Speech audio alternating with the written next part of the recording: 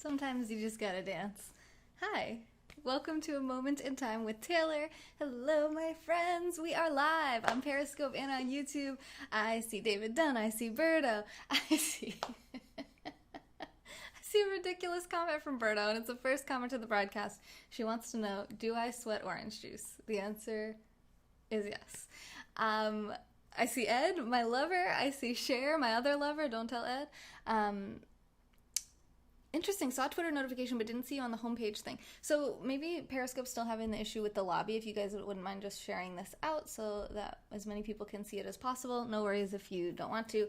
I will earn your share in a moment with content. I want to say hi to Sona. I want to say hi to Ryan. I want to say thank you so much to Brad for the super sparkles. Thank you, thank you, thank you. This is the book that I'm reviewing right now. So before I dive into that, hi, I'm Taylor. I go live every single day on Periscope, 7 days a week for 3 hours a day. Thank you, Ryan, for sharing this out and everybody else. And I read a lot of books. You can't see back there. I got a bunch of books back there. And I love to read and I love to share the knowledge that I learned from the books I read here on Periscope and on YouTube. So I'm live on YouTube right now as well. If you're not subscribed to my YouTube channel, please do that. It's a lot easier to get the content that you like. So I'm a live streamer. I do a lot of different types of content. I do IRL type content, almost like reality style content of my life and what's on my mind. I study psychology full-time as a college student. I talk about psychology and sociology and earth science sometimes, and different types of topics like that. I do book reviews, I do yoga, I do ASMR, so it's kind of all over the map. And on Periscope, you just get it all raw, right? It's a live streaming app. People are kind of accustomed to that. But if you're like, I'm not really into this piece and this piece, I really just like the book reviews or whatever it might be, on YouTube, I can organize my content into playlists. So you can just kind of like have just the content that you want to have right there on YouTube. So please do subscribe to my YouTube channel. It's much better organized than Periscope allows on their live streaming app. But follow me on Periscope and Twitter too, because that's where I go live most of the time. All right, so here we are with this book. It's called Don't Sweat the Small Stuff, and it's all small stuff. Simple Ways to Keep the Little Things from Taking Over Your Life by Richard Carlson. Hey, Captain Tim, welcome back. And I actually really enjoyed this book. I read it very quickly, so I had set myself a goal during National Library Week, which I believe was April 19th through the 25th of 2020. I'm streaming this May 3rd, 2020, and I wanted to read 5 books in that week, and I did, and this was one of them. And this was one of the longer ones. This one actually took me 2 days to read, and I really, really flew through it. I didn't read every single word. I don't always read every single word of books that I read anyway, but normally I would have given this book a little bit more time than I did. So whatever criticism I have of it, take with a grain of salt, because I didn't give it really the full energy and focus that I could have. But the only really criticism I have anyway is that it was a little bit redundant. So the way that this book is written, I'll show you the table of contents here first, is you can see the numbers 1, 2, 3, 4, 5, 6. Well, there's 100 chapters, and each chapter is like maybe 2 to 3 pages long. So it's really just like 100 pieces of advice. So I get the impression that either the author or the publisher, someone wanted it to be a nice round number of 100. So some of them are a little bit repetitive, like he kind of covers a certain subject or idea in one chapter, and then he reiterates it again in another chapter, potentially looking for a little bit of extra content to bulk up to get it to that 100 number. Or potentially because it's that important and he thinks it bears repeating and it's worth repeating and really helping you to get it. So whatever the reason may be, that was really the only criticism that I had for this book. Otherwise, I felt like it had a lot of really great advice. It's like a regular self-help book, basically. So I think the best way to go through this review and discussion and summary is to basically just read down the titles of the chapters so you can get a feel for what it's about. If you really want to dive in deeper to these subjects, you could probably find full books written on each of these topics, because like I said, it's really, one chapter is really only like 2 or 3 pages. So just as an example, the first one I flipped over to, so this is chapter 8. It says, do something nice for someone else and don't tell anyone about it. Pretty self-explanatory, but if you look at the entire chapter about that subject, it's this page right here, and then like a couple sentences on the back of that page, and that's it. So that really is like 1 page chapter. So it's a lot of different ideas, and he doesn't really go in depth on any of them. So if you're really interested in one of the ideas, you could read this book and read the whole chapter about that subject, or you could potentially find books that are a little bit more niche into the things that kind of, that you are listening to them and saying, I really need to work on that. Self-awareness is huge. Hi, Ben. Hi. Bob, does it talk about mods? Mods? What do you mean, moderators? Not always. I rephrase. How dare you? Hi. It's like 100 blogs. Yeah, exactly. Okay. So I'm going to probably not read comments so much unless they're directly related to what we're talking about with the book, because I know that people will be watching this on the replay and they don't want to sit here and just watch us chat about, whatever our weekend was like. Although I do want to know, so I'll ask you at the end. Number 1 is don't sweat the small stuff. Number 2 is make peace with imperfection. I know that if you get along with me and you're part of this community, chances are you might have a little bit of perfectionist, a little bit anal type tendencies, because that's something I struggle with as well. And we're like, we always feel like we need to be productive and achieving, and sometimes we need a reminder to make peace with imperfection, to remember that practice does not make perfect. Practice just makes improvement. And there's always room to grow, and nothing's ever going to be perfect, but nobody else is perfect either. No matter what their perfect little Instagram lives look like, we never really know what's going on under the surface. We never really know what's gone on in someone's life. It's impossible to know someone's entire life story, even if you're married to them. There's things that have happened in their life that you don't know or understand, and we just can't have someone else's perspective 100%. We can try, but even if someone seems like, they got everything together, don't compare yourself. Realize that no one is perfect, and it's okay that you're not perfect too, because that's just makes you like everyone else. And I know if you're a perfectionist, you want to be different than other people, right? You don't want to be like everyone else. They're all imperfect, but I'm perfect. Well, that's not possible. So letting go of that and making peace with the reality that you can't have perfection. It's not really truly attainable, at least not any long-lasting perfection. All right, number 3. Let go of the idea that gentle, relaxed people can't be super achievers. And I love this because my theme for this year, and you can see a little bit of it here on my vision board, is calm energy. And really just trying to be calm and remain calm through all the waves and things that life throws at us. And realizing that you can be gentle and relaxed and still be a super achiever. You can still be very productive and achieve a lot. And actually, people who are pretty laid back and happy they can be a lot more productive because they have a lot more energy, and typically they're doing things that they want to do and like to do from a relaxed space. When you're stressed out and tense, you can't really focus very well, and you can't really get a lot of work done. And you can't really sleep well, which impacts your productivity, and it's kind of like a vicious cycle. So realizing that you can be relaxed, you can be a gentle person, and still achieve a lot. Hey, Vipul. Be aware of the snowball effect of your thinking. Again, another one I identify with. These, people ask me almost, maybe not every day, but very frequently, at least once a month probably, you're overthinking it. Why do you overthink everything? And I'm thinking, how can I overthink something? I'm just thinking. I'm using my mental resources to think about something. But there is this snowball effect of the mind. It's just that one little snowflake that causes the avalanche. So you start down this little trajectory of, let's say it's an insecurity about your weight. So you look on the scale and, I gained 2 pounds over the last 2 days. So this is one relevant to me and probably to others during this quarantine and not being quite as active as we usually are. Oh, I gained some weight. And that could be it. That could be the thought, right? But this can snowball into, wow, I've really been letting myself go. I'm such a failure. Why am I doing this? It can lead to emotions that make you want to eat food that does not support your weight loss goals.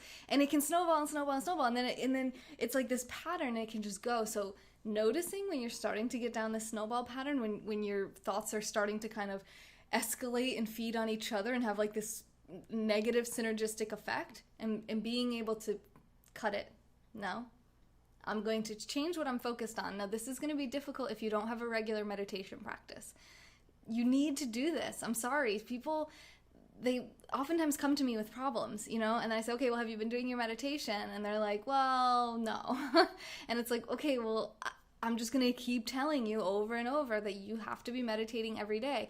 Now, there's days I don't meditate every single day. I'm not perfect about it. But as soon as I start to notice a snowball effect, or I'm feeling stressed out or really tired or whatever it is, my first thought almost, I don't know, not my first, but my first positive, proactive thought is usually, okay, I really need to meditate. I really need to take some time and just sit and breathe and check in and see what my mind is really up to and silence all the external busyness and just tune within and just say, okay, what are the thoughts that are happening? So that enhances self-awareness to huge levels that if you're not meditating, you just probably don't have. And that is key for catching this snowball type thinking. Okay, you love snow cones? Me too. Hey, Sarah. Snow cone thinking is just fine. Sweet and low calorie.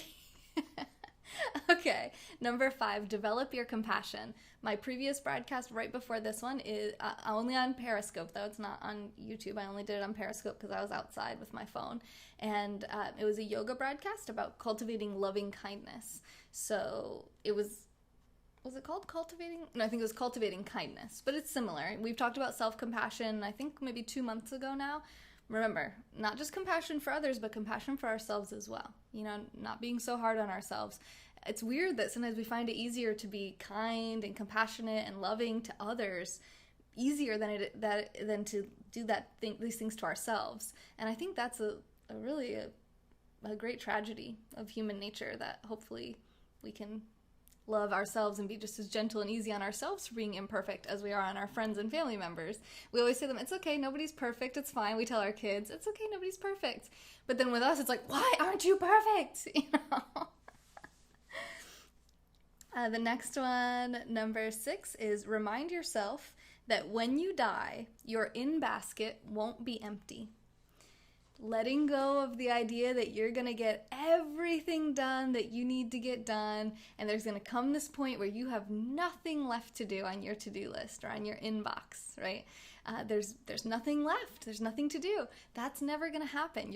If you're a productive, self-developing person, there's always going to be more things to do. If you're in a relationship with someone, even just developing yourself, exercising, making food, there's always something on the to-do list. If you have kids especially, there's always going to be something, and that's okay. That's the state that we're all in. And the reality is, one day we're going to die, and when we die, there's going to be stuff that we didn't get to do.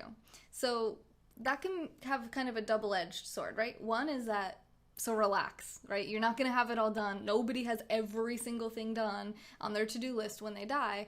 But also thinking about, what are you not going to want to have died and not done, right? That can help you to prioritize it. Remember, there's going to be stuff left undone. You can't do everything every day. You just can't. You can't do every single thing that you want to get done. But what you can do is prioritize and pick a couple important things to get done. Maybe traveling to a place on your bucket list when we get out of a pandemic or we have a vaccine, or whenever you're comfortable with traveling. Maybe that wasn't the best example for the current climate. A book that you've been wanting to read, or a little date night type situation that you wanted to do with your spouse. Something different in the bedroom. Who knows? Do stuff before it's too late, because we never know when it's gonna happen. Batgirl, what are you talking about? Number 7, don't interrupt others or finish their sentences. I'm so guilty of this. I really need to work on this. I have been working on this for years, and I still need to work on it. It's okay. We're all a work in progress. Don't interrupt others, and don't finish their sentences. Have you ever done that, where you think you know what someone's going to say, and they're speaking a bit slowly, unlike myself, and you go, yeah, and you finish the sentence for them, and they go, well, no, not that. And then they're like, but I mean, I guess that too. And then they forget what they were going to say, and it's just a whole cluster. So just, when other people are talking, let them finish their own sentences. You do enough. All you got to do is sit there and listen. Don't think about what you're going to say next.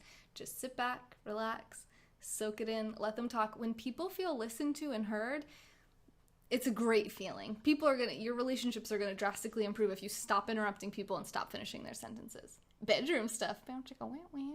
Ryan said he's guilty of that too. That is hard. Bob's like, I do that all the time. Yes, dude, I get it. I totally. What happens in the bedroom?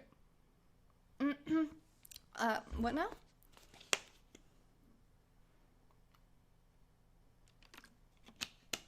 You must get all of your lists out of the bucket. Just do the one that you want to do the most first. How about that? But their sentence might go on forever. It won't go on forever. There will come a point. I've been experimenting this, like I said, for years. I've been experimenting with this. What I do, I learned it somewhere else. You silently count to 3 in your mind before responding. So once they finish, you don't just boop, jump into the silence. You count to 3 in your head. It's quick, right? It's not like 1 Mississippi, 2. No, it's like 1, 2, 3. In your head, okay? Don't count out loud. That's weird. And then you can start to talk. And what you'll find is a lot of times they will fill the silence with more things. But eventually, what oftentimes happens is they go, wow, I really just went on a tangent. Whoa, I was really just rambling there. People become self-aware because people don't let them do that. So it's always this like battle of like, okay, they took a breath. I'm going to talk now. Okay. And now that person took a breath. Now I'm going to talk. And it's like, ugh. And when you're just, someone's just sitting there and they're listening to you, right? You're not just like thinking about other stuff and being quiet. You're actually listening. Eye contact, body language, you're listening, you're engaged. And you're not thinking about what you're going to say next. You're just listening to what they're saying. Eventually they will stop. It won't go on forever. I promise. Are you done? Don't say that. Don't say, are you done? I don't think. I mean, you can, but I think intonation has a lot to do with that. Saying, are you done is kind of, if they stop talking for 3 seconds, they're done for that moment. You know, you're going to say more stuff. It might make them think of more stuff. It's a conversation, right? It's not really like done per se. Oh my God. Someone said she counts 1, London is in England, United Kingdom. 2, London is in England, United Kingdom. 3, this person's going to be like, hello, are you okay? Why are you being silent? You got to laugh. I laugh at things, especially when I don't understand what's happening. 3-second pause means exit. No, trust me, it feels long in your head, but they're still going. So they're said all these things. And you know, it's like, they'll do that. They'll be like, but it's not like this, you know, they're just taking a moment. They're still thinking. It doesn't feel like silence to them because their head is loud. You know, to you, you're like, I'm supposed to be talking. It's my turn to talk now. It's fine. Just breathe it out. I think in this book he says, breathe before responding. So after, it's similar to the 3 count. After they're done talking, you just take a breath. Not an exaggerated one. Don't be like, so, is it my turn to talk now? You know what I mean? It's just like just taking a breath, a normal breath. You just notice, kind of give yourself that duration of an inhale and exhale, which is probably about 3 seconds before responding. Number 8, do something nice for someone else and don't tell anyone about it. Number 9, let others have the glory. Number 10, learn to live in the present moment. If you meditate, I'm telling you, that's going to come with that as well. A lot of these things are going to come to you through meditation. It's going to make these things a little bit easier. This is a good one. 11, imagine that everyone is enlightened except you. So even like some person that you're like, wow, I am just so much more enlightened than them. Like they don't even understand basic self-awareness. You know, that like pretentious voice that you might have. I'm sure I have it. It happens where I go, oh, this person just doesn't get it. And as if I get it, right? Nobody gets it, okay? We think we get it. We get older, we're like, oh, I so did not get it before. Now I get it. And then we get older and we're like, no, I did not get it. Now I get it. We never get it, okay? If you imagine that this person that's doing this behavior that we think, oh, they don't get it, perhaps view them as this enlightened guru who has been put in your path to teach you patience, to teach you compassion, to teach you humility, to teach you empathy, perspective. I don't know. Everyone's enlightened except you. It's a fun experiment. Number 12, let others be right most of the time. I read in another book something like, what's more important, being right or having peace? That's something I struggled with for a long time, but I am working on that. I don't have to be right. I would rather have peace, right? I don't need to prove my point, okay? I don't need to defend myself. If someone has an opinion about me that's less than favorable, that's their right. As me and Sonam had this conversation earlier today. Everyone has a right to their own opinion as humans. It's not our job to change anyone else's opinion. Number 13, become more patient. Meditation, that will help. Number 14, create patience practice periods where you consciously practice being patient. You don't want them to get a big head. You don't want who to get a big head, and why. Number 15, be the first one to act loving or reach out. Don't wait for other people to take the high road and then follow them. You take the high road, okay? Don't worry about what other people are doing. Just be the first one to do what you know is right. Do the right thing. I love that advice so much. My friend Kieran told me that, 2 years ago now? Not quite 2 years ago, a year and a half ago. And I still, like, when I say it, I'm like, oh, it just makes my little heart so happy. Because it's like, do the right thing. It's the best advice. Someone says, what should I do? Here's my situation. Do the right thing. Oh, I'm going to use that tonight on my friend. My friend had texted me right before this, and I was like, I'm going to get back to you. I have to go live. I'm going to get back to you right after this. I know what I'm going to say. Now I'm going to say, do the right thing. And they're going to hate it, because it is when someone says that advice to you, it's like, what does that mean? But what is the right thing? I need you to tell me the right thing. No. You know what the right thing is. Do the right thing. Meditate on that. What is the right thing? And then do it. Patience is a hard one. Okay. So yeah, see how there's different things that people feel like are more challenging for them? If you're impatient, you're probably finishing people's sentences too, right? Beep, beep, honk. Take care of the little stuff, and the big stuff will take care of itself. Do you have that backwards, or did you say that the way you meant to say that? Space. What? Mike? You want to master patience? Okay, good. I know. That's what I was thinking. I should have said my big heart, my big juicy heart. Don't sweat the petty stuff, and don't pet the sweaty stuff. Wiser words have rarely been spoken. And Vipul said, instead of doing the right thing, just do whatever feels good. Okay. Number 16, ask yourself the question, will this matter a year from now? Right? Zooming out, big picture perspective. I've heard this done in different instances, right? Am I going to care about this in 5 minutes? Most likely, yeah. Am I going to care about it in 5 hours? Maybe. Am I going to care about it in 5 days? Maybe. Am I going to care about it in 5 weeks? Most things for me, probably not. 5 weeks from now, I don't know, probably not. 5 months from now? Most likely no. 5 years from now? Almost certainly not. So this is 1 year, but I kind of like the 5s. Or 3s or whatever. Vipul did the right thing by saying that comment. I think I bite my tongue. This quarantine is teaching me patience, yeah. Who will remember? This one time at band camp, what are we even talking about right now? Number 17. Surrender to the fact that life is not fair. And we get ourselves so worked up about life. We think that it's supposed to be fair. Well, did it ever occur to you that maybe it wasn't supposed to be fair? You know, like I think it's a virtuous desire to want justice and fairness, and equality is a strong word, fairness. So do what you can to be fair in your actions, in your business, in your relationships, okay? Control what you can control. And remember that life itself isn't necessarily fair, and no one ever said it was meant to be fair, right? Some really awesome people die before we want them to die. Some really people that, get under our skin or whatever seem to live forever.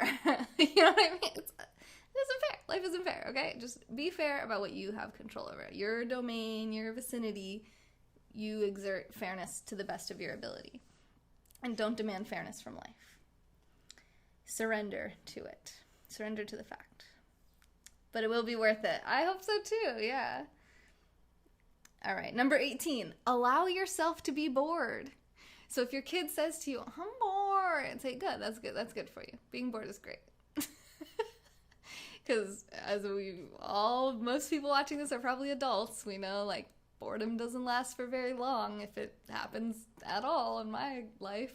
And it's okay. Being bored is where creativity spurs, right? Your imagination. Okay, What can I, I'm bored. I want to fill this space with something. That's when you start daydreaming of, like these cool things, or, I haven't talked to in a long time, and you reach out and you kind of strengthen a weak bond that you had with someone because you haven't talked in a long time or something. In 2020, we were forced to be bored. It's better to feel good than be right. Oh, then be right? Okay, it's not, so do the right thing is about doing the right, ethical thing, right? The moral thing, the thing that you should do as a human, right? And based on your own general morals, which most of us share a pretty similar moral system. Not be right, right? Not prove you're right to others. That's not what I'm saying. After a lifetime of being overworked, bored sounds awesome. Yeah, it does. It does. Yeah, so allow yourself to be bored. In meditation, sometimes people think, meditation's boring. Just give it a minute, okay? Listen to that crazy thing going on inside your head. It's very entertaining. Way more entertaining than Netflix. Number 19. This is interesting. Lower your tolerance to stress. So this guy, he coaches, he's like a stress coach or something like that.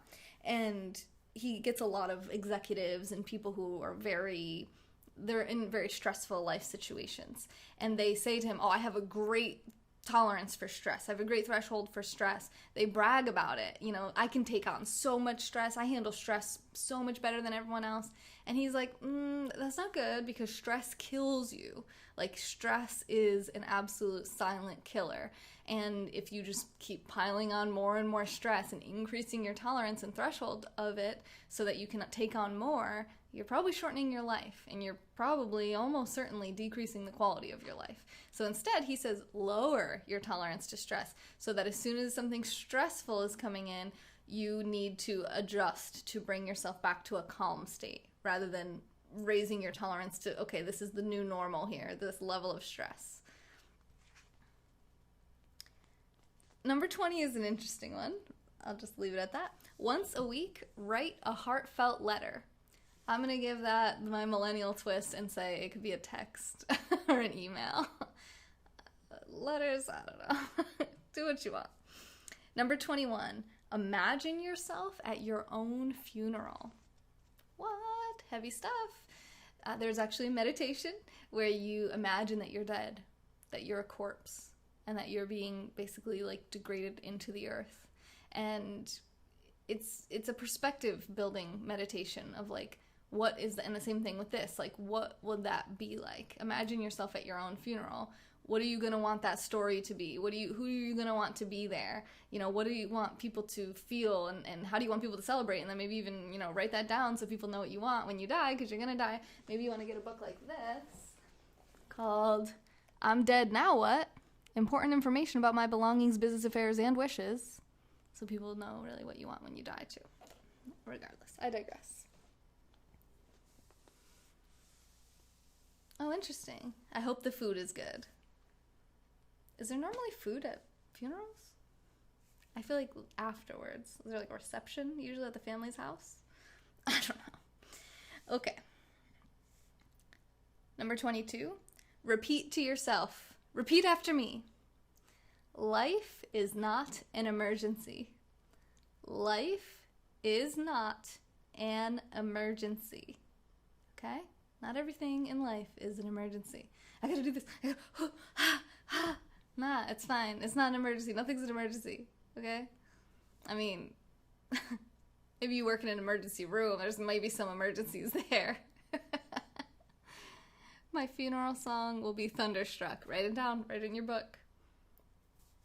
It is when the wife yells. See, that's a thing. We gotta. Now, if she yells because she's hurt, right, maybe there's an actual emergency. There are emergencies that occur in life. However, usually pretty rare, right? Thank you, Ed, for the super hearts. Lemon juice. But life itself is not an emergency. I learned this a few years ago when I read The 4-Hour Workweek by Tim Ferriss, and he said something that I thought was kind of profound, and I've utilized it ever since, and my life has been better because of it. He said, I always have my phone on silent. He's like, I'm not an emergency doctor. I'm not a paramedic. No one's calling me instead of 911. I can't help you in case of emergency. If I have business clients or whoever it may be, nothing is really an emergency, right? There's exceptions to this, but for a lot of us, we don't have people calling us for emergencies, right? If you have young kids, like in our case, right? So Ed has his children, and we have them half of the time, and their mom has them half of the time. So one of us should probably have our phone on when we don't have the kids, so that if something happens to the kids, we can go be there if needed, right? There could be emergencies.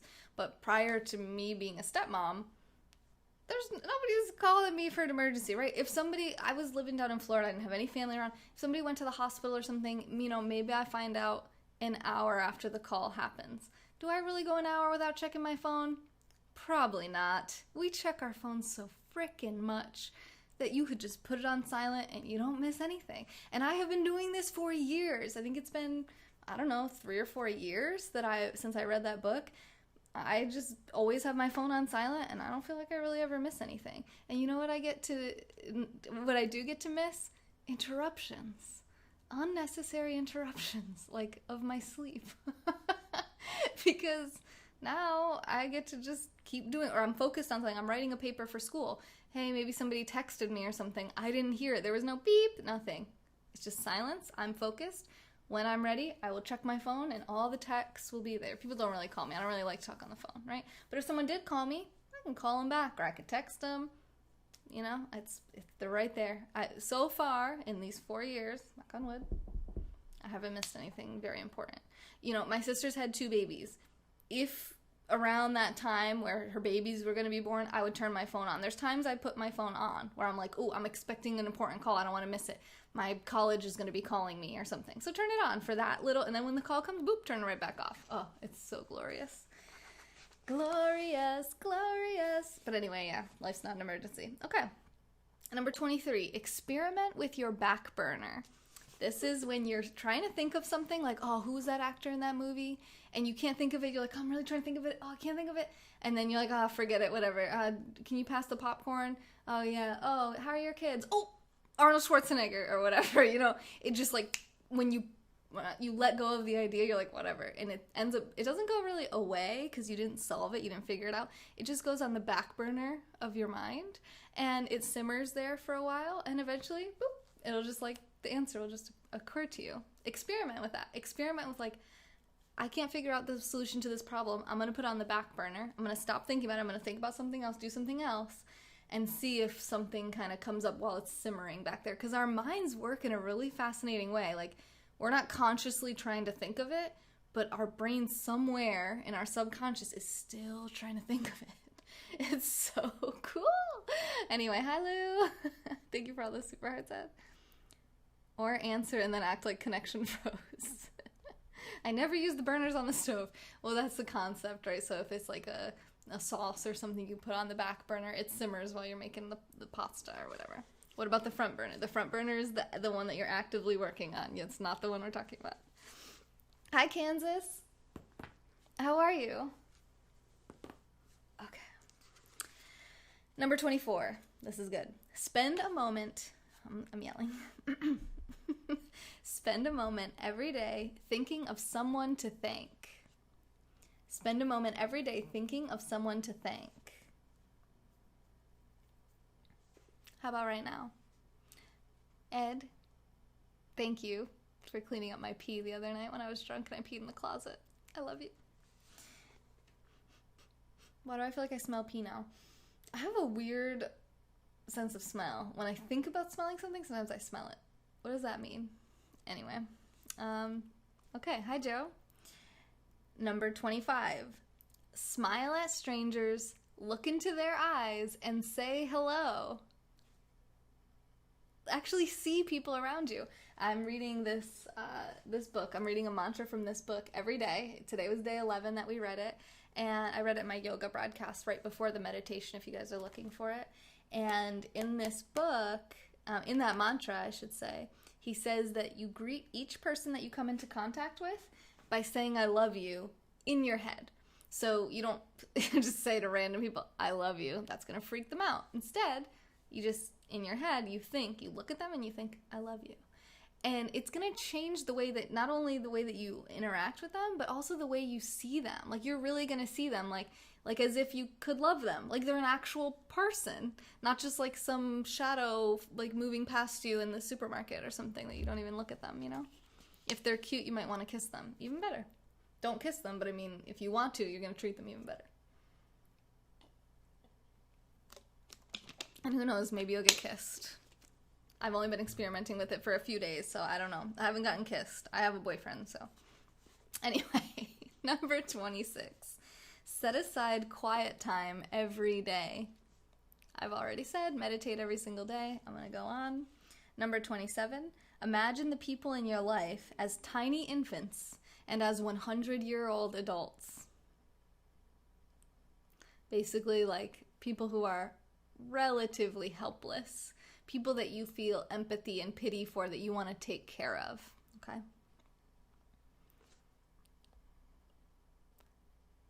Oh my god. Cher's like, if you're me, you just grab their face at parties. What's quiet time? Quiet is hell. Wow, interesting statement. That is heavy. I can't wait to be a therapist. Anonymous did donate $1,500, yes. Indeed they did. There they are. They're about to go. Number 28. Seek first to understand before seeking to be understood. Excuse me. I tasted like tabbouleh. Am I saying that right? Tabbouleh? How do I say that? Let the healing begin. Seriously. Hi, Todd. How are you? Tabbouleh. Tabbouleh? Wait, again. Tabbouleh.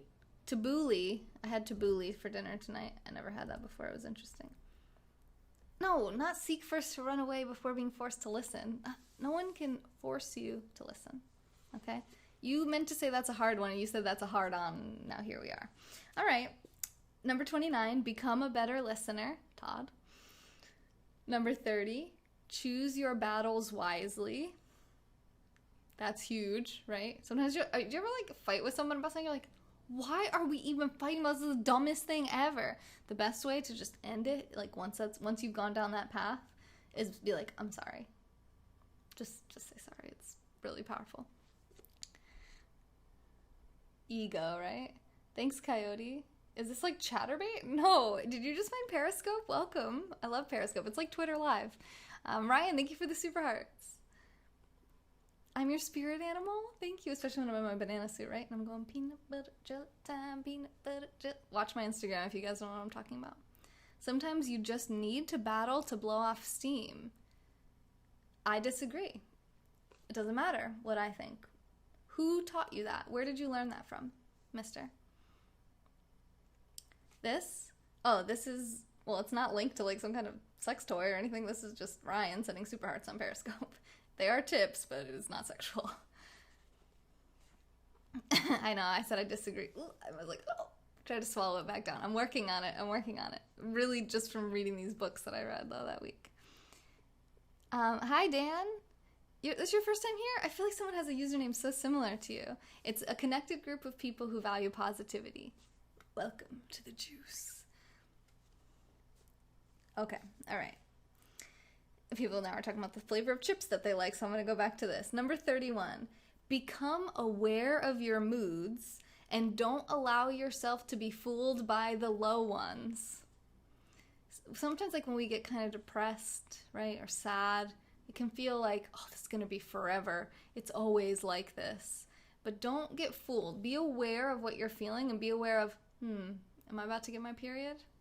Did I forget to eat breakfast? Did I get enough sleep last night?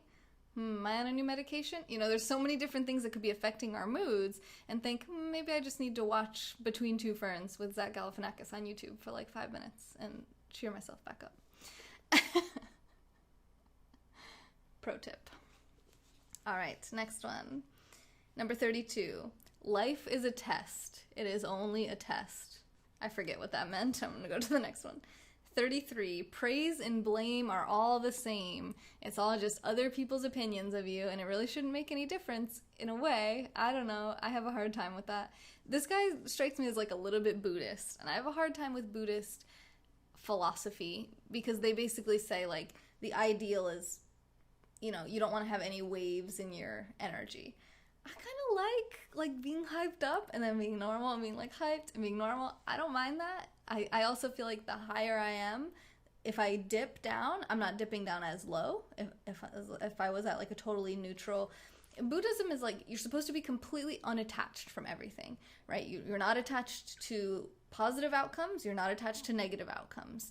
And you're not attached to other people and their love for you. And it just, to me, doesn't really seem that realistic in the human experience, right? Yeah, maybe if you're a monk in a temple and you live there full time and everyone around you is just chanting and eating vegan foods and barely speaking to each other, maybe you're gonna be totally unattached because there's not tons of things to be attached to there. But if you're living in the modern world, I think being praised by someone you respect and admire could be a great sign that oh, you're on the path that you'd like to be on, right? If a teacher says, wow, you're such a hard worker, that's, I don't know, to me that's not the same as blame, right? Because he said praise and blame are all the same. If someone else blames me for their problems, it's easier for me, right? Okay, so I'm finding my own weird psyche with this. If someone blames me for something that's obviously has nothing to do with me, right? If they blame me for something I peed on the floor the other night when I was drunk, that was me. I should be blamed for that. No one else did that. No one forced alcohol into my mouth. No one told me to pee in the closet. That was all your girl. That was me. Okay, I take the blame. But if someone blames me for their unhappiness in life, right? I bother them. They see me and they don't like it. Well, I'm not going to take on that, right? I don't think that's anything to do with me. That's more to do with them. But if somebody but the other thing is too, sometimes people praise me. If my teacher says, wow, you did a really good job on this paper, I do take pride. I feel yeah, I worked hard. I'm glad that they recognize it, and I appreciate that. But then there is actually, so I would say, but then there's a different type of praise where sometimes people are praising me, especially on Periscope or on Instagram or wherever, because they want my attention, right? They want my favor. They want to be in with me. So they're just being super nice because of whatever they think is going to come from that, right? It's not because of anything I'm doing. I'm just chilling, not even doing a great broadcast sometimes. And people are oh my God, you're so amazing. I just love seeing you so much. I'm well, thank you. That's nice. But I also feel that doesn't really have much to do with me or what I'm doing in that moment. That's probably more to do with them and something going with them. So I don't go to Princeton now. I go to community college because I am cheap as hell. Anyway. Praise and blame are all the same, according to him. But I think the concept is what I was saying, me and Sonam were talking about earlier, is that people are going to have their opinions, and we should just stay on the path that we want to be on. Constructive criticism can be good, so listen to people, right? Praise and blame aren't really somebody giving you feedback, saying, oh, I think that, this is probably not great that you're doing, and this is really good that you're doing. Maybe they think, oh, maybe you should stop smoking cigarettes or something.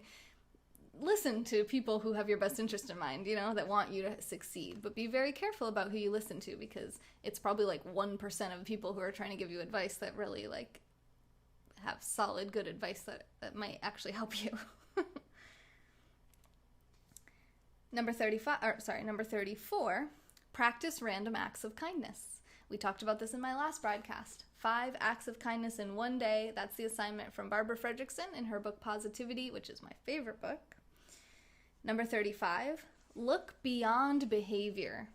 Remember, there's always deeper stuff. So if someone's acting a certain way, why is that, right? That's what I was just saying. Is someone praising me because I basically earned it? Or is somebody praising me because of something that they're hoping to get out of me, right? They're praising me and then later they're going to ask me for $50 or something, So the behavior, and then even then, so they're asking me for $50. Okay, so I know the praise was probably for that. They're buttering me up so they can get something out of me, or they're trying to get pictures of my feet later. That's actually a lot more common.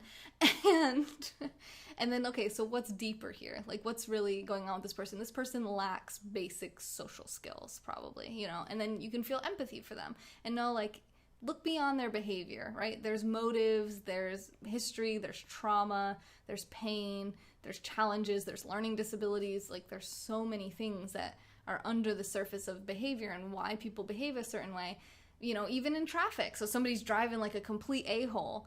Maybe something's going on with them, right? Maybe they just got fired. Maybe they just got dumped. Give them some space. We all act like a-holes sometimes. That is so true. I do have very pretty feet. See, what does that mean? Coyote Wiley. What is that? What did you just do? I don't know what that is. Sonam, are you paying attention? What is that? We still don't know what that is. That's only... Oh, he subscribed to my YouTube channel? Oh, I should make that into a better GIF. Okay, I have it open in my... I won't do it right now, but thank you for subscribing to my YouTube channel. Okay, you can DM me. I'm not showing my feet. My last broadcast was literally a yoga broadcast. Like, just go watch that and leave us alone in here. What are all those numbers in orange? These are the people who've supported the channel over the last 30 days on the website. You heard that? You didn't see it on the screen? Was it you, Coyote? Thank you. Was it on YouTube that you subscribed? Thank you. I appreciate you. Okay, so look beyond behavior. Number 36, see the innocence. Right, that's kind of goes back to like the infant, seeing people as tiny infants or 100-year-old people. You know, you kind of view them as like, no matter what they've done, it's kind of like, they have innocence, right? And you send back juice. Well, juice is positivity, so yeah, I guess we do. Thank you, Todd's dog. Please social distance yourself from me. Number 37, choosing being kind over being right. Number 38, tell 3 people today how much you love them. Ed, I love you this much. Come hug me. Where are you? Share? Wait. Okay, share. I love you this much.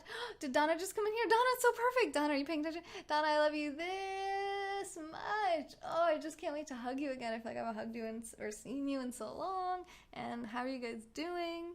And thank you for the monthly support that came through today. You only love 2 people. No, Matt. No. See, people are saying, I love you 3 people. No. Pick 3 people and tell them you love them. Now, there's a lot more. There's 42 people in here right now on Periscope. I don't know how many people on YouTube. 1, Coyote. 0, I don't know. I can't tell. But there's at least 40 people watching this. And I didn't say, I just love all of you, right? Because that doesn't feel as genuine and connected. To be, like, chosen out of people's lives where we know, I think the average American knows about 1,000 people by name, roughly. And that's the last time they checked that. And that was like 10 years ago that I heard that stat. So it's probably more now. I mean, I have over 100,000 followers on Periscope. Like, I feel like I know a lot of people by name. A lot more than 1,000. And I would pick the people out of there to say, I love you, right? I feel like, I want to love everyone, but we really strengthen bonds by building that deeper, by telling people we love them. Pick 3 people and go love them. I love you, Ed, and that top shelf fruity girl. Thank you, Ryan, for the super hearts. And if I've told you I love you, then I do. There's my 3 people. What? Did you pick 3 people? What does that mean? That wall needs a painting. Come paint it. You'll get to see my feet. I do love you, Santa. Do I get presents now? Other side. Number 37. Oh my god, we've been live for almost an hour and I'm only on number 37. Okay. We said that one. We already said that one. Oh, we said 38 too. Okay. Number 39. Practice humility. Me and Ed painting for feet, yes. Saul, what the heck?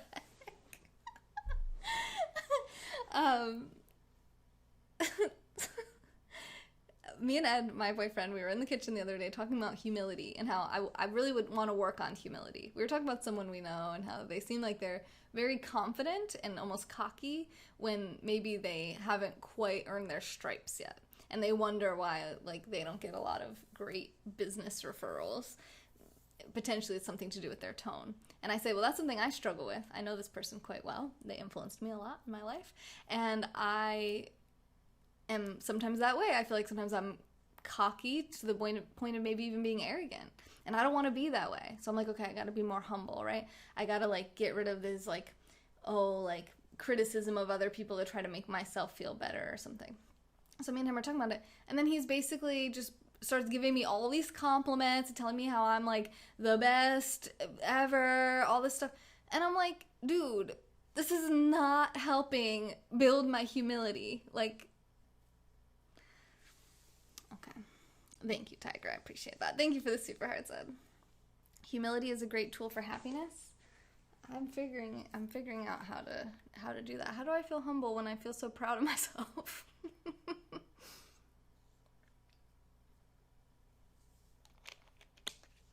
I've been humbled. I've had bad months where I barely made any money and was like, okay. So, but when I'm doing well, it's hard to feel humble, I guess. When it's true, it's true. I'll tell you when it's not. Okay, proud is good. By reminding yourself it's fleeting. That's a good one, Todd. Perspective, right? It's right now. It's not forever. That's for sure. I didn't always do well. That's for sure. Being thankful. Well, I'm grateful, but that doesn't mean that I'm humble. Being grateful and being humble aren't the same thing, I don't feel like.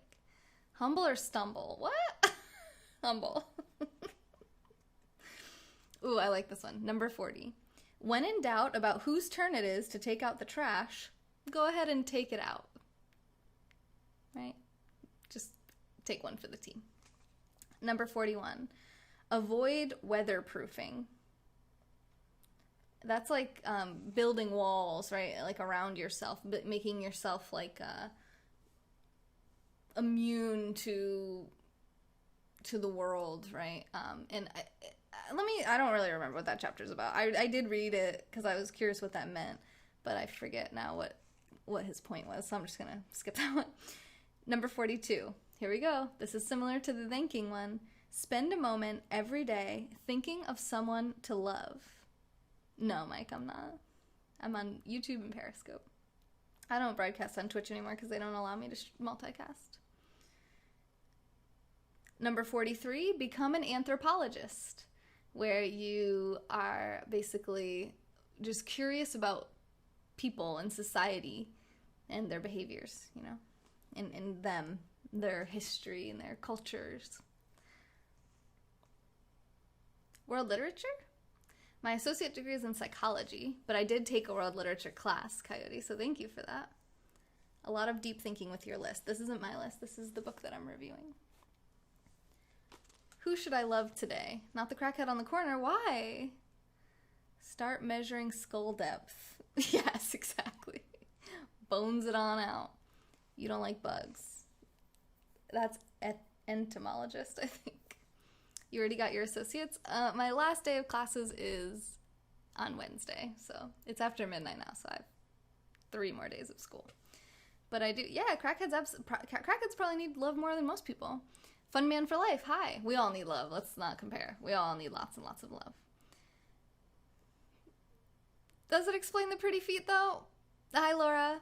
You need a psychologist? Well, it's going to be several years before I'm a psychologist, but if you ever want to talk to someone who's not qualified, I'm here. My last day is Thursday. Ready for a break. What's your major, Todd? Thank you. Thank you. Thank you. Hey, koala. Did you like the koala challenge? All right. Number 44. Understand separate realities. Know that my reality is not the same as your reality, and neither one is probably correct because some third party has a totally different reality. We all have different realities, and remember that. I'm not a counselor, so technically I can't say that I'm going to counsel you. You can talk to me if you want. We all have issues. Congratulations on being a book reviewer. Thank you. I love books so much. All right. Congratulations for making me laugh. All right. That's not how you say that sentence. That was bad English. Don't learn English from me. All right. Number 45. Develop your own helping rituals. So however you want to help people, do that. Maybe it's your neighbor, maybe it's volunteering, whatever it is. Develop your helping rituals. Yeah, we can talk. Let's talk. Number 46. Every day, tell at least one person something you like, admire, or appreciate about them. I just did this to Sonam earlier, not because this book told me to, but just because I really do admire her. I do not have another decade before I'm a PhD. What? In what world, Mike? Associates. So 2, 4. It would be like about half a decade before I actually have my PhD. But I can start doing therapy halfway through my master's degree. So like 3 years. Number 47. Argue for your limitations and they're yours. So if you're like, oh, I'm really bad at that. Okay. Number 48. Remember that everything has God's fingerprints on it. Number 49. Resist the urge to criticize. That's like earlier when I said, I disagree. I was like, oh, I did not resist the urge. I didn't go on. I didn't expand. Here's what I think, blah, blah. Excuse me. But I'm working on that. I don't need to criticize everything, right? It doesn't matter whether I agree with it or not. Okay. You say that? Okay. It takes 12 years for your PhD. What are you talking about? MD? Like a medical doctor? What are you? Mike, are you drunk right now? Be honest with me. Each of the degrees takes 2 years. So I have my associate's degree already, right? So from today, we have 2 years for the bachelor's, 2 years for the master's, 2 years for the doctorate. That is 6 years from now. Now, my 2-year associate's degree took 10 months.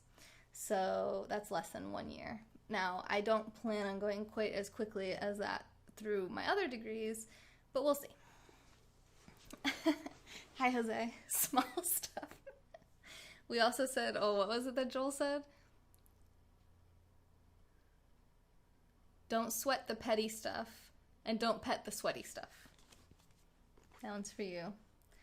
All right. Resist the urge to criticize. The love mantra we've been doing also says, when I'm tempted to criticize, I will bite my tongue. That's been helping me. Bite your tongue. Bite your tongue. Don't say it. Don't criticize. My sandwich. I don't have a sandwich. Not drunk. PhD as in medical PhD, 12 years. There is no medical PhD. Are you talking about a medical degree? Like an MD? Like a doctor who goes through medical school?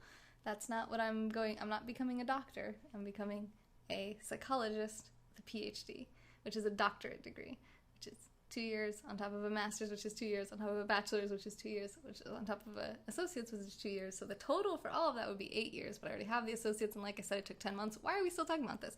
You know what? I don't need to be right.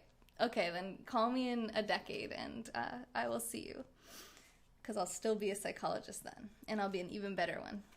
All right, number 50.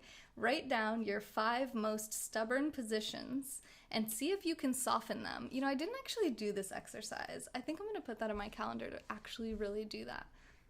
My 5, because I wonder what that is, my 5 most stubborn positions. Because he said, he thought, I don't have 5 stubborn positions, but as he kind of like really thought about it, he came up with 5 most stubborn positions. Soften them. Putting it in the calendar.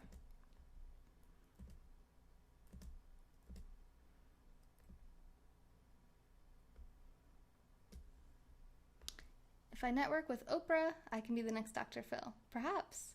Psychologist MD. No, I think you're thinking of a psychiatrist, which does have an MD. Hi, K-Cag. Welcome back. You're super sweaty. Is that a deal breaker? What was the deal? Number 51. Just for fun, agree with criticism directed toward you. Then watch it go away. Number 52. Search for the grain of truth in others' opinions. I did this live one day. I was like, let me try to find the grain of truth in this person who's being really mean to me. And I sometimes can do it, and sometimes I have a really hard time. Like, I can't even find a grain of truth in this person, what they're saying. But we can work on it. Search for it. At least look for it. Fully check. If there's nothing there, then, what can you do? Number 53. See the glass as already broken and everything else too. Back to the imperfection thing, right? Everything's flawed. Nothing lasts forever. Everything is going to break eventually. Our phones are going to break. Our bodies are going to break. Everything is broken, right?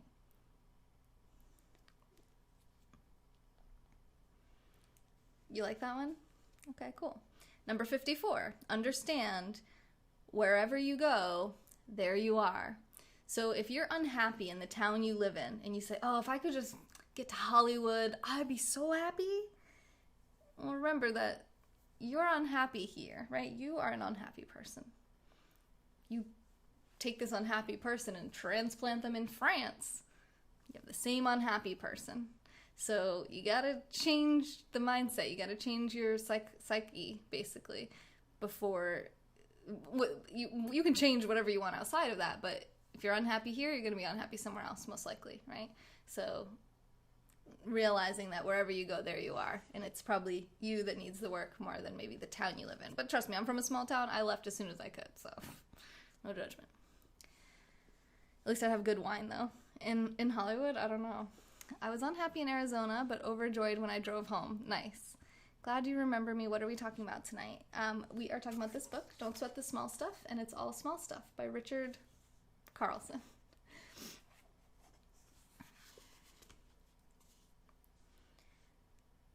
Number 55, breathe before you speak. We talked about that one.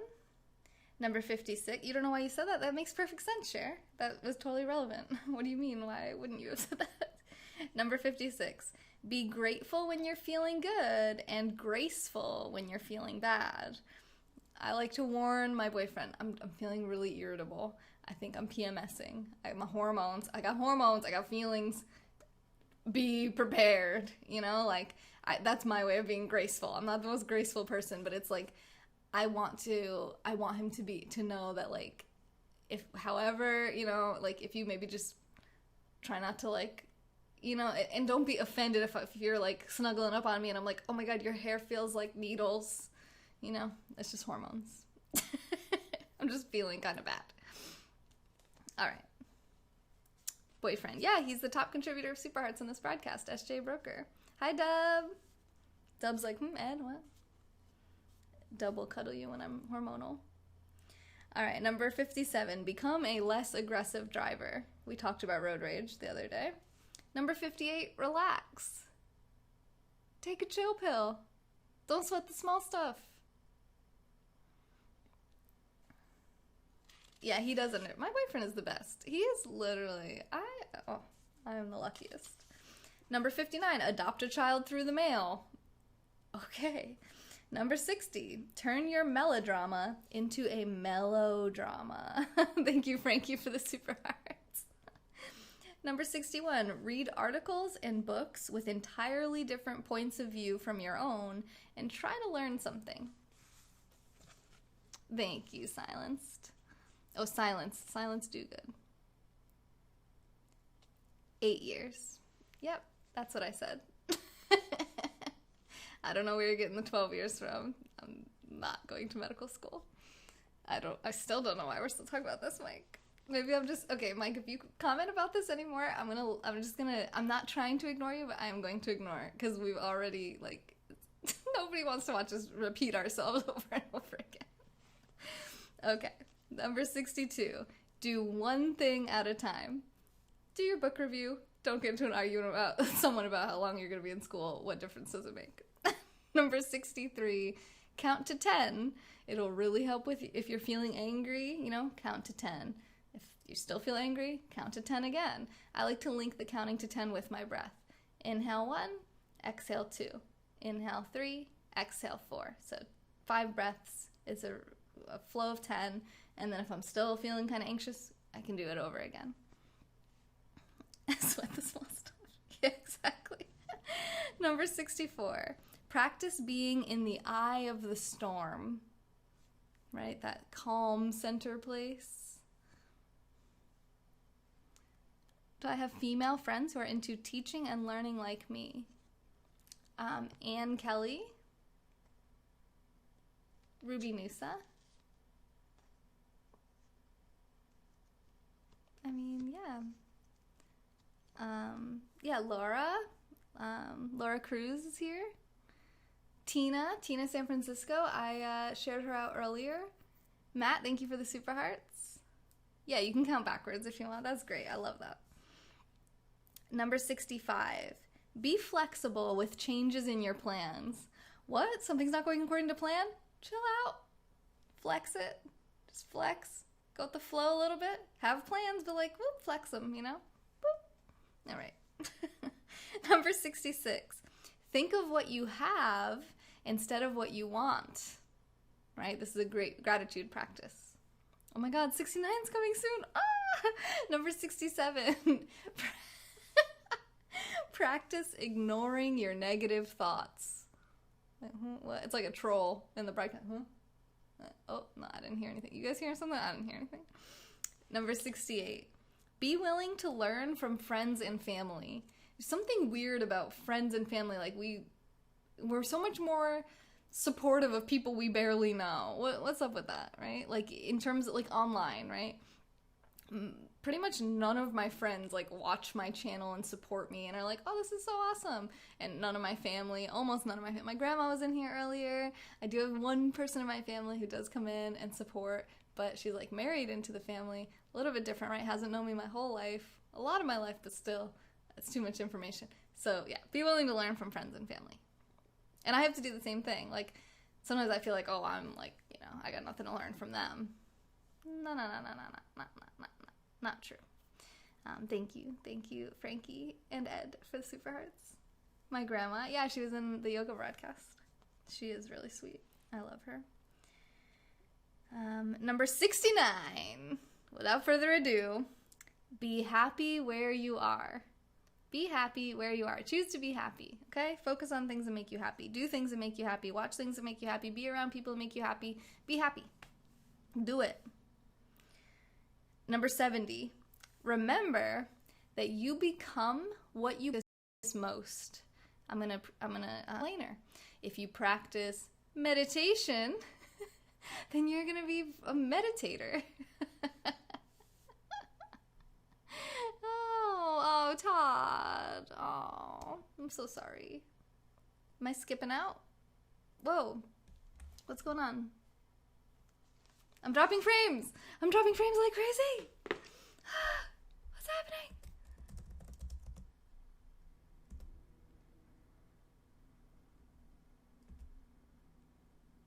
Are we back? Bootleg interwebs? That's weird. My speed is very good. Oh no, my upload speed's all freaky. Is it happening again? It seems like it's not happening anymore, but my upload speed's not going. I haven't dropped any more frames. I'm doing a speed test. It didn't do the upload test at all. My download speed's like almost 200. It's back. Okay. It doesn't seem like we're dropping any more frames, but why is it not able to test my upload speed? I feel like that's probably part of the problem here. I don't know why, but somehow we're back with no upload, so... Okay, that makes no sense. All right, thanks, technology. All right, I'm hungry. Number 71, quiet the mind. Meditation, anyone? Number 72, take up yoga. My last broadcast was yoga. Go take up yoga. Go, boop, watch that on Periscope. If you're on YouTube and you don't have Periscope, you're like, forget that, then you can just go to my yoga playlist on YouTube and watch some of those. My Sunday's going great. How about you?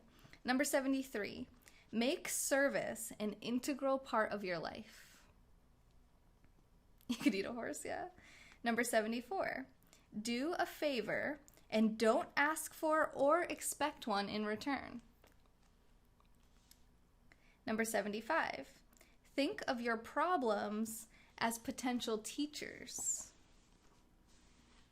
Number 76, get comfortable not knowing. You're not going to figure everything out in the world. It's okay. There's going to be some stuff that you're like, I don't know. I don't know. You're welcome, Arnold. Thanks, Botanico. I probably messed that up. Number 77, acknowledge the totality of your being. The good, the bad, the beautiful, the ugly, the totality. Number 78, cut yourself some slack, okay? Self-compassion.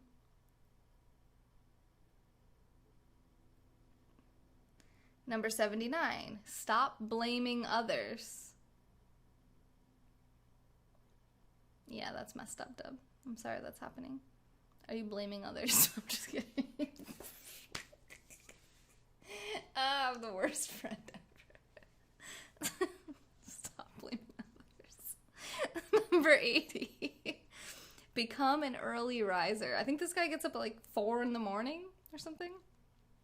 Yeah, I did Miracle Morning for a 30-day challenge after reading that book. It was cool. I don't do it anymore.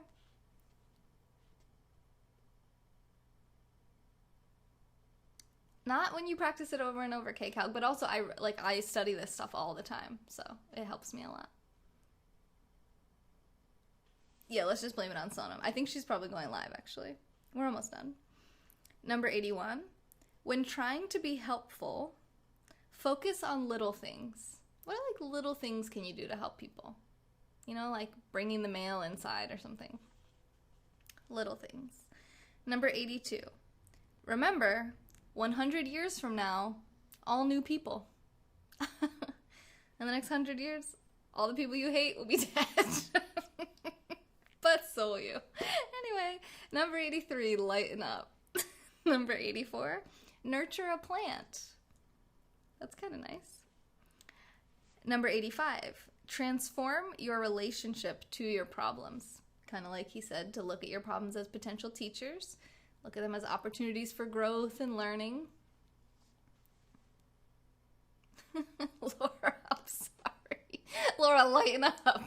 Number 83. Why just women? You think all men are like me? Or it wouldn't be good for men to be like me. I'm reading into it, aren't I? I think that was a compliment. Thank you for the compliment. I seem like a new age hippie. You're the one who's high. I'm sober. Chris, thank you for the super arts. I'm not criticizing you. I'm just saying, how does the high guy say I'm the hippie? All right. And these aren't even, I'm reading a book. This is not my book. All right. Richard Carlson, you got called a hippie. I'm sorry, man. I've been to Ocean Beach, I believe. I think. I don't know. But it was beautiful in your Instagram story. Number 86. I gotta work on this. The next time you find yourself in an argument, rather than defend your position, see if you can see the other point of view first. I see why you might think that. I'm saying a lot of things from this book, and it seems like maybe these are my things. Also, what was I gonna say? Maybe I am a new age hippie. I don't know. Probably. Okay. But I am not high. I don't know why I feel like hippies are high. Are hippies not high? Can someone teach me what a new age hippie is? Because I obviously don't know what I'm talking about. Number 87. I don't know what 86 is. Oh, because I read 86? Is 86 killed? I've done that usually pisses off the other person more. I do not disagree with you. My face is so expressive. I'm like, hippies are usually vegan. I'm not a vegan. Hippies have hips. I do have hips. Seems like the jury is in the air on this one. We got a hung jury. Tor Jeff S Flower Child. Thank you for the super hearts, Chris. Arnold, I don't know what you're saying. Number 87. Did I already read this? Redefine a meaningful accomplishment. So what are some meaningful accomplishments that you have? And what are they? Why usually when we ask people, what are some meaningful accomplishments you have, we say, oh, I started my own business, I got this degree, all these things. But we don't say, I have a loving family, right? And maybe you would, but that's like the intrinsic motivators, the intrinsic values are really much more closely linked to happiness and positivity and being calm and not sweating the small stuff than extrinsic motivation, which I also need to work on. Number 88, listen to your feelings. They're trying to tell you something. I take responsibility for this, but I do want to say that I am PMSing. I'm supposed to get my period today. I haven't gotten it yet, but I am probably being a little bit more cactusy than maybe I would normally be, and I think it's probably a hormonal thing, so I apologize if I'm being rude to anyone or being a bitch. It happens sometimes. And sometimes I can't blame it on PMSing, but right now I can. You have an awesome new dog. Yes, that's so nice. I love good news. Number 89, if somebody throws you the ball, you don't have to catch it. I love that. If someone's like, oh, hey, can you help me move? You can just be like, no, if you want. But remember, if you throw them the ball, they might also not catch it. Number 90, one more passing show. Everything is temporary. Everything just comes and goes. Just watch your experiences. Like, oh, this is interesting. This is a nice little show that I'm seeing right now. Maybe it's not really a good show. Like, I don't really like this show. But remember, it's passing. This too shall pass. Laura, thank you for the koala, you super hearts. Unless it's a love ball. Then grab it and hold onto it tight and be very attached to it. No, that's a joke. Number 91, fill your life with love. Todd, did you write this book? Number 92, realize the power of your own thoughts. Get control of them, because otherwise they will control you. Anybody have anxiety? You probably know what I'm talking about. Realize the power of your thoughts. Get a hold on it, okay? Meditate. See a therapist. If you have anxiety, but also just in general, neither of those things are bad things to do. Meditate regardless. I don't know that everyone needs to see a therapist, but why not? Number 93, give up on the idea that more is better, right? Being happy with what we have. Like, this is nice. Do I need more? Probably not. Number 94, keep asking yourself, what's really important? What's truly, truly, truly, genuinely important?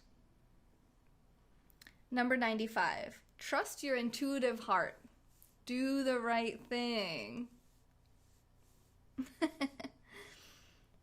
Number 96, be open to what is. Right? As we so often think, what could be? Right? Oh, what could we make this into? What is? Maybe just, okay. Meditate, get some herbs. You don't need herbs to meditate.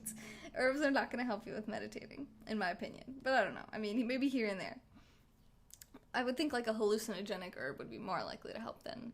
Well, I guess weed is technically a hallucinogen. Did you guys know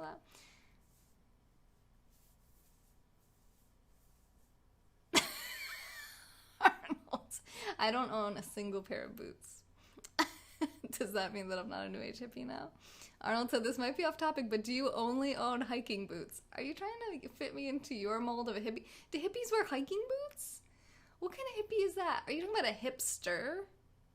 Hiking boots? Like a lesbian? I'm so confused. All right. Sorry, women who wear hiking boots that are not lesbians. I'm sorry. It just came out of my mouth before I thought about who might be watching this. Okay. Number 97, mind your own business. Mind your own business. I say this to my stepsons all the time. I should probably do it myself a little bit more. Mind your own business. Number 98, look for the extraordinary in the ordinary. This is like a concept called beginner's mind. So you look at everything as if it's the first time you ever experienced it or the last time you'll ever experience it. So it gives you that different perspective. 86 means like what, canceled? Killed? I think it means killed. I mean, I don't hear that very often, but I think I've heard it before, yeah. Number 99, there's only one more after this. Schedule time for your inner work. Okay, so that's not just meditation. That's also self-development, personal development type concepts. These boots are made for walking, and that's just what they'll do. One of these days, these boots are gonna walk into Whole Foods. All right, stop. Where did that come from? Arnold, did you just possess me? Okay, number 100, the last one. Live this day as if it were your last. It might be.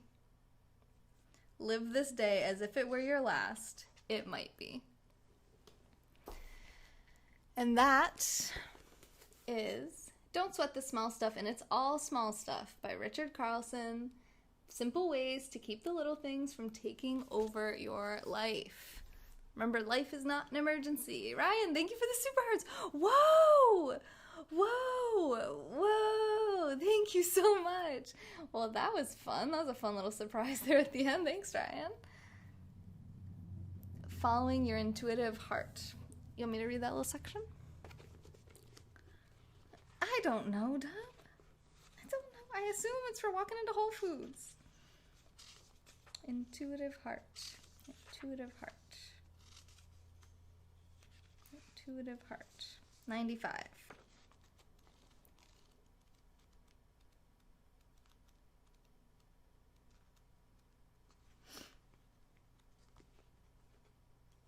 How often have you said to yourself after the fact, I knew I should have done that? How often do you intuitively know something but allow yourself to think yourself out of it? Trusting your intuitive heart means listening to and trusting that quiet inner voice that knows what it is you need to do, what actions need to be taken, or changes need to be made in your life. Here's an example for me. I used to smoke weed every single day, most of the day long, for like 10 years. And for a while, not really in the beginning, but at some point I was like, I should probably stop doing this. And I didn't for a while after starting to think that. And occasionally I'd be like, I should stop doing this. And no, I'm not going to, because I was addicted. But I did stop, so.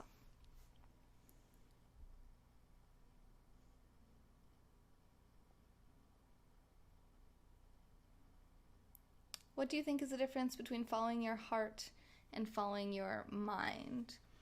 I think what he's talking about is like, don't justify your wrong, right, ethically wrong choices with your mind. Because your mind, there's so many cognitive biases, which is like your mind wants to continue believing what it already has believed. It wants to be right. Wants to be optimistic, overly optimistic a lot of times. It likes the things that it likes, so anything that it likes or loves, it gives more weight to that, misweighting bias. I mean, there's at least 20 to 30, I think Wikipedia has like 100 cognitive biases. So trying to be like, that instinct sometimes like that, be like, when it feels kind of, you're like, nah, I should probably do that, or like maybe I should go help that person or something, and then you don't, or maybe I should call my grandma. And then you don't, and then you can't anymore because she's gone,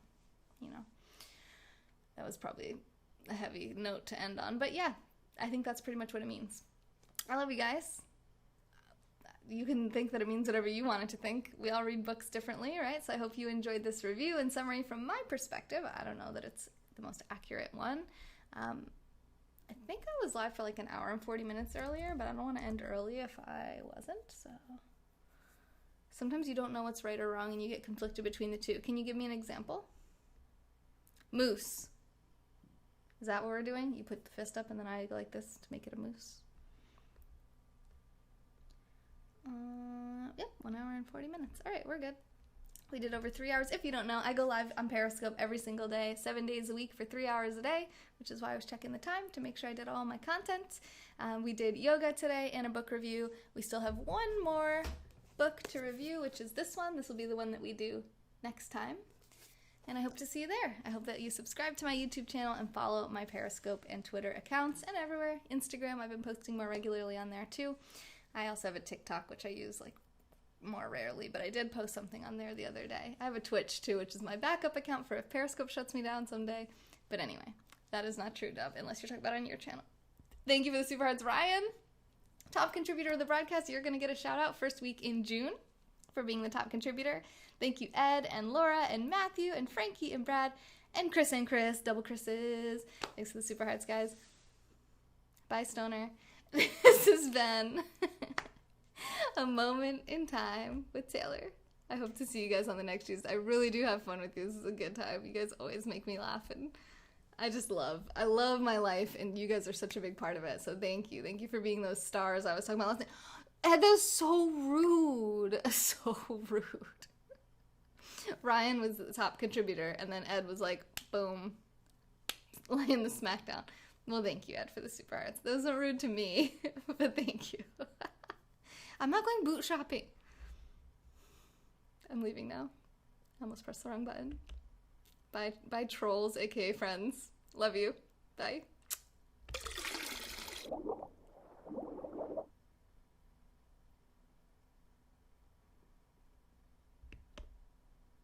That didn't work.